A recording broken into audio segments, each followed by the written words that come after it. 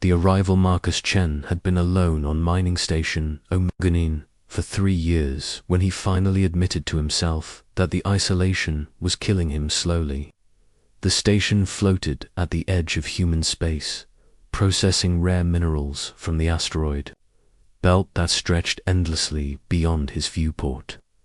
He spent his days maintaining the massive ore processors, fixing broken extractors, and talking to himself just to hear a human voice echo through the empty corridors. The other 17 crew members kept to themselves, scattered across the station's many levels, each nursing their own reasons for choosing this lonely outpost at the edge of nowhere. The advertisement had appeared on his datapad during a particularly lonely night shift, glowing softly in the darkness of his quarters. The Galactic Companionship Service promised connections across species boundaries, using advanced compatibility algorithms to match individuals based on personality rather than appearance. Marcus had laughed at first, thinking it was another scam targeting desperate frontier workers.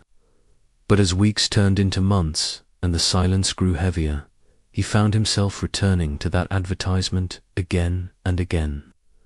Finally, after consuming enough synthetic whiskey to quiet his doubts, he submitted his profile.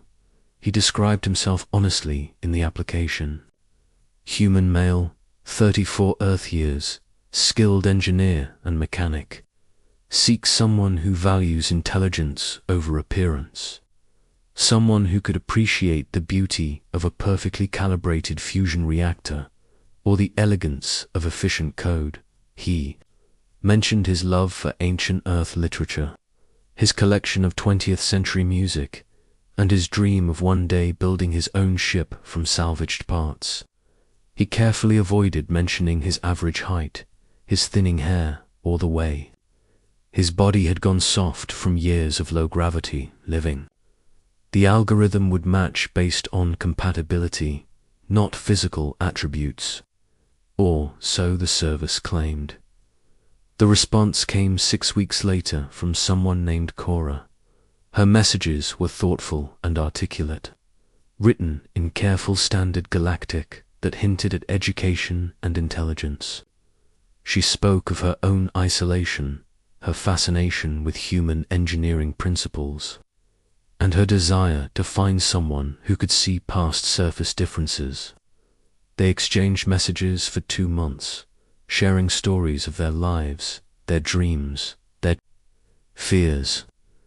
Cora mentioned she came from a high-gravity world, that she was considered unusual among her people for choosing intellectual pursuits over traditional paths. She loved mathematics, could recite poetry from 17 different worlds, and had once rebuilt a quantum drive using nothing but salvaged parts and determination. Marcus fell in love with her mind before ever seeing her face. When Cora agreed to travel to Omeganin, Marcus spent weeks preparing. He cleaned his quarters until they gleamed, organized his workshop with obsessive precision, and even attempted to learn basic phrases in what he assumed was her native language. He imagined someone delicate and cerebral, perhaps with the ethereal beauty common to low-gravity worlders. He pictured long conversations in the observation deck, working side by side on engineering projects, building a life together in this remote corner of space. He crafted a ring from a piece of rare palladium he had been saving, its surface etched with the mathematical equation she had said was her favorite dot. The transport ship arrived on a Tuesday, though the concept of days meant little in the eternal twilight of space. Marcus stood in the docking bay wearing his best jumpsuit, the one without oil stains or patch marks. His hands trembled as he held a bouquet of synthetic flowers, the best the station's limited fabricator could produce. The other crew members had gathered to witness the arrival, their curiosity overcoming their usual antisocial tendencies. Administrator Williams stood near the back, her expression skeptical. The station's doctor, old Peterson watched with barely concealed amusement. Even the reclusive miners from Level 7 had emerged from their quarters to see Marcus's mail-order bride.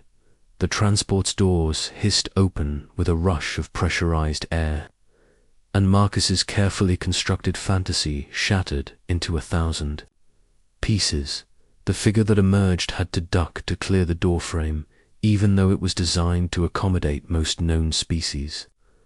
Cora stood nearly 8 feet tall, her body thick with muscle that seemed carved from stone. Her skin had a subtle blue-gray tint that spoke of adaptation to harsh environments, and her 4 arms moved with a grace that belied their obvious strength. Her face was angular and proud, with eyes that glowed a soft amber in the artificial lighting. She wore simple traveler's clothes that couldn't hide her warrior's physique, and when she moved, it was with the controlled power of someone who had never known physical weakness. Marcus felt his synthetic flowers crumple in his suddenly nerveless fingers. Behind him, someone whistled low and someone else suppressed a laugh. He could feel the weight of everyone's stares, their mixture of shock and amusement at the absurd mismatch before them. Here he stood, barely 5'8" in his boots, soft and pale from years of indoor living, facing a woman who looked like she could bench press the entire docking bay. The palladium ring in his pocket felt impossibly inadequate, designed for fingers perhaps a third the size of hers. His mind raced through excuses, apologies, ways to politely explain that there had been some terrible mistake. But then Cora spoke, and her voice was exactly as he had imagined from her messages, warm, intelligent, tinged with the same nervousness he felt. "Marcus Chen?" she asked, and when he nodded mutely, she smiled.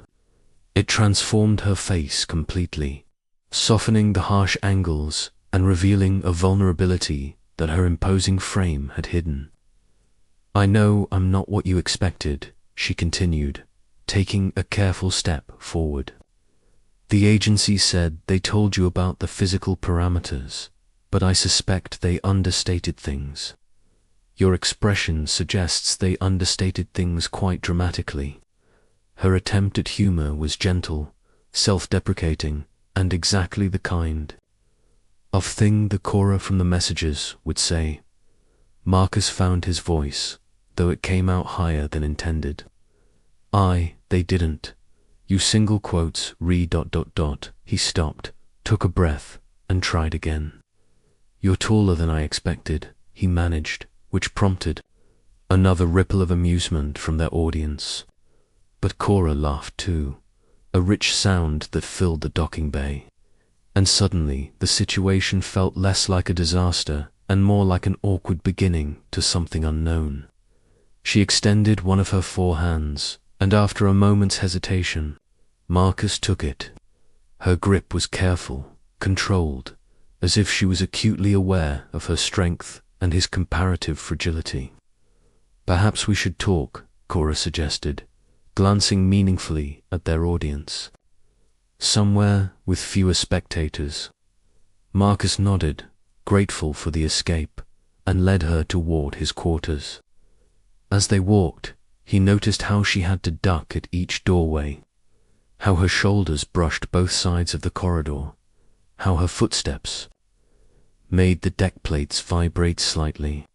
But he also noticed how she examined the engineering diagrams on the walls with genuine interest, how she correctly identified a flux capacitor problem just by the sound the ventilation system was making, and how she carefully moderated her pace to match his shorter stride. They reached his quarters, and Marcus gestured for her to enter first. She had to turn sideways to fit through the door, and once inside, her head nearly touched the ceiling. The space that had always felt adequate suddenly seemed impossibly cramped.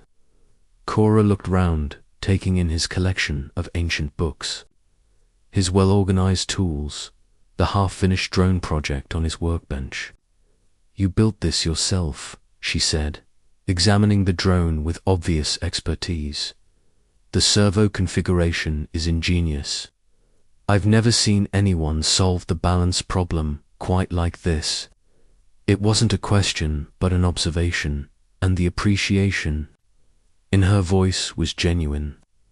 It's just a hobby, Marcus replied, warming to the subject despite the surreal situation.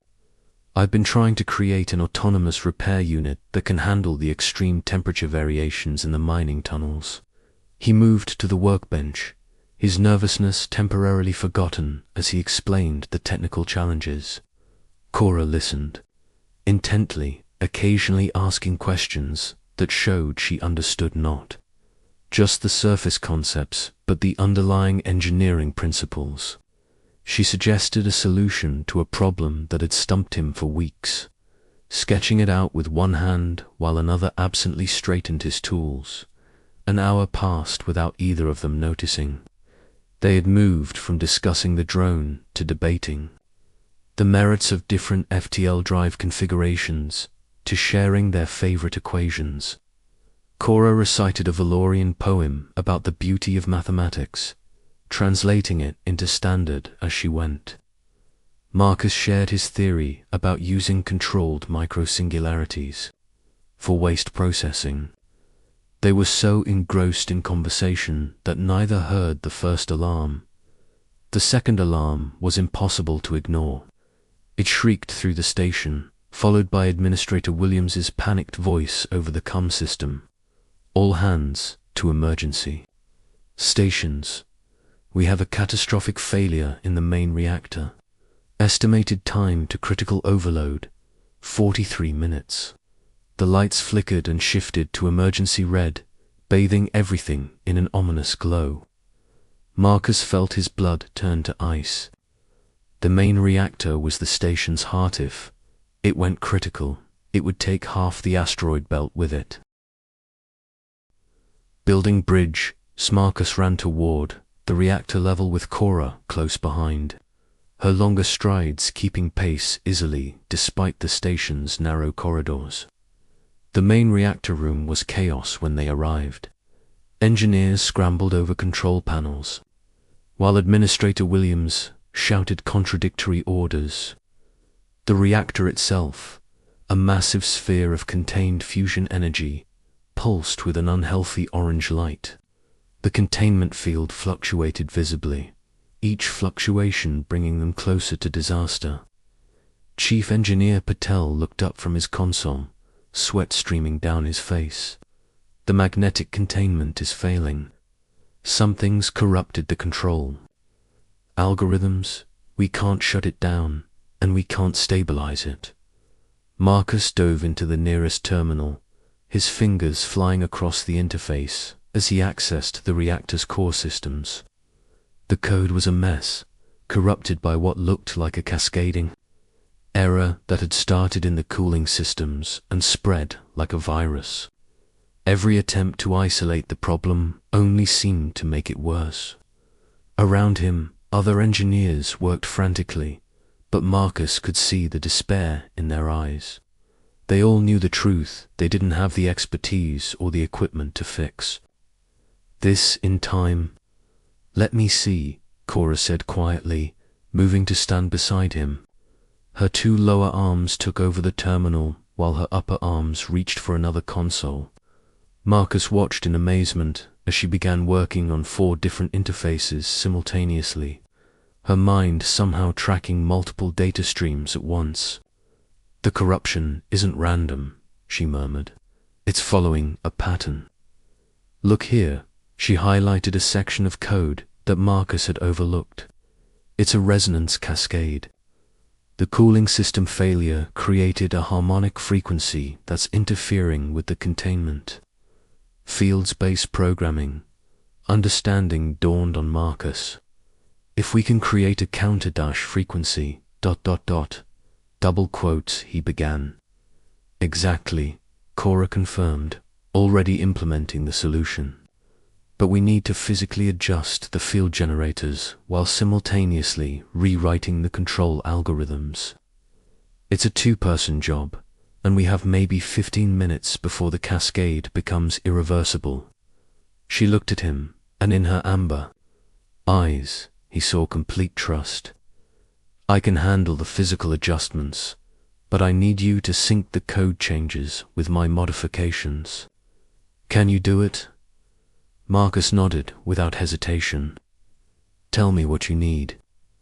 They worked in perfect synchronization. Cora using her incredible strength to manually realign field generators that should have required powered equipment to move, while Marcus rewrote thousands of lines of code in real time, matching his changes to her adjustments. The other engineers watched in stunned silence as the unlikely pair performed what should have been an impossible task. Cora's forearms moved in a blur, two holding massive components in place, while the other two made delicate adjustments. Marcus's world narrowed to the code streaming across his screen, his mind operating at a level he hadn't known he possessed. 10 seconds to cascade lock, someone announced. "If it locks, we're finished." "Now, Marcus," Cora shouted. He executed the final code sequence just as she slammed the last field generator into place. For a heartbeat, nothing happened. Then the angry orange pulse of the reactor began to fade, replaced by the steady blue-white of stable fusion. The containment field solidified, its fluctuations smoothing into a perfect sphere. The alarms ceased, leaving a ringing silence in their wake. Marcus realized he was shaking, adrenaline making his whole body vibrate. Around them, the engineering crew erupted in celebration, but Marcus only had eyes for Cora. She was covered in coolant fluid and burn marks from where she had reached into areas still hot from the overload. One of her 4 hands was badly scorched, and she cradled it against her chest. But she was smiling, that same transformative smile from the docking bay. "We make a good team," she said simply, and Marcus felt something fundamental shift in his chest. This woman, this remarkable, brilliant, powerful woman, had just saved 18 lives, including his own. And she had done it by trusting him completely, working with him as if they had been partners for years rather than hours. Dr. Peterson appeared with a medical kit, fussing over Cora's burned hand. She submitted to his ministrations with good humor, using her other 3 hands to help Marcus run diagnostics on the repaired reactor. Administrator Williams approached them, her usually stern face soft with gratitude. "I don't know how you did that," she said, looking between them, "but you saved the station. Both of you." She paused, seeming to see them properly for the first time. "Welcome to Omeganine, Cora. I think you'll fit in just fine here." Over the following weeks, Marcus and Cora fell into an easy rhythm. She moved into quarters adjacent to his modified with a higher ceiling and reinforced furniture to accommodate her size.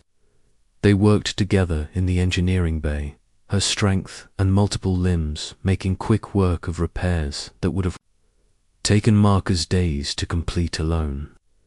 She taught him Valorian engineering techniques that were centuries ahead of human technology, while he introduced her to human creativity and improvisation. They discovered a shared love of ancient Earth cinema, though Cora's laughter at the outdated special effects often drowned out the dialogue. The other station inhabitants, initially skeptical of the unlikely pairing, gradually warmed to Cora. She helped the miners repair equipment that had been broken for months, assisted Dr. Peterson with heavy lifting in the medical bay, and even taught Administrator Williams some Valorian management techniques that improved station efficiency by 30%. But it was her gentleness that won them over completely, the way she carefully handled delicate electronics despite her massive hands, how she ducked and turned to avoid bumping into people in corridors, her patience with those who still stared. At her unusual appearance, Marcus found himself falling in love with her all over again. This time with the physical reality of her rather than just the idea. He loved how she hummed Valorian songs while working, how her amber eyes lit up when she solved a particularly difficult problem, how she could recite poetry in 12 languages but still laughed at his terrible puns. She told him about Valoria, about how she had been considered strange for preferring intellectual pursuits to the warrior culture her people prized.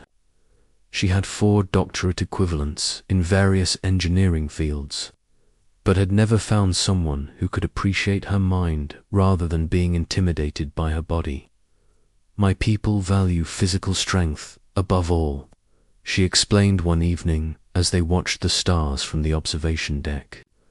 "When I said I wanted to study engineering, my family was confused. When I said I wanted to find a mate who valued intelligence over combat prowess, they were horrified." She turned to look at him, and in the starlight, her blue-gray skin seemed to shimmer. "Your profile spoke of loneliness, but also of passion for creation, for building things that matter. You didn't mention physical requirements or species preferences. You just wanted someone who could understand you." Marcus reached for one of her hands, his fingers barely spanning half her palm. "I wanted someone I could talk to," he admitted. "Someone who would get excited about a perfectly calibrated engine or an elegant algorithm. I never imagined ...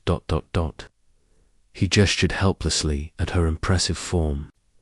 "I mean, you're incredible, but I never imagined someone like you would want someone like me." Cora laughed, the sound echoing through the observation deck. "You mean someone small, soft, and fragile," she teased, but her eyes were warm. "Marcus, you have something my people rarely value but desperately need: vision. You see possibilities where others see junk. You saved the station not with strength but with brilliance. And you look at me and see." She paused, searching for words.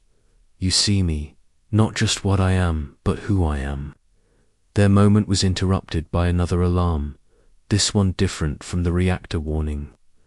Administrator Williams's voice crackled. "Over the com, tense with fear. All hands, brace for impact. We have 3 pirate vessels on approach, demanding our processed ore. They're charging weapons." Marcus felt his heart sink. Omeganine had minimal defenses, designed to deter small raids, not a coordinated attack by 3 ships. The pirates had probably been watching them, waiting for a big shipment to be completed. They had chosen their moment perfectly. "How long until they're in weapons range?" Cora asked, already moving toward the door. 15 minutes, Williams replied, "maybe less." Cora turned to Marcus, and he saw something change in her expression. The gentle intellectual was still there, but underneath was something else: the warrior her people had wanted her to be. "Marcus, I need you to trust me. Can you modify the mining drone's control systems, remove their safety limiters?" He nodded, understanding immediately what she was planning. "It'll take me 10 minutes. Then you have 8, she said, already running toward the docking bay. Marcus ran to his workshop, his fingers flying over his terminals as he accessed the drone control systems. Behind him, he could hear Cora over the com, organizing the station's meager defenses with the authority of someone born to command.